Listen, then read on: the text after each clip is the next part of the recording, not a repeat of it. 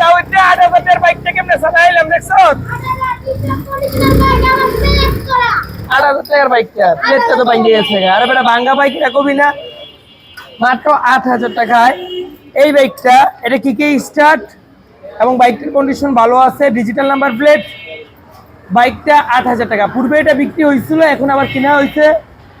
Condition ভালো বলতে মাইর খাওয়া আর কি, অ্যাক্সিডেন্ট করছে নিয়া, প্লেট ভাঙে লাইছে। তো যাদের লাগবে, হ্যান্ডেলের চাল আছে, বাইক আছে, নিয়ে ঠিক করে নিতে পারবে, তারা এই বাইকটা যোগাযোগ করতে পারেন।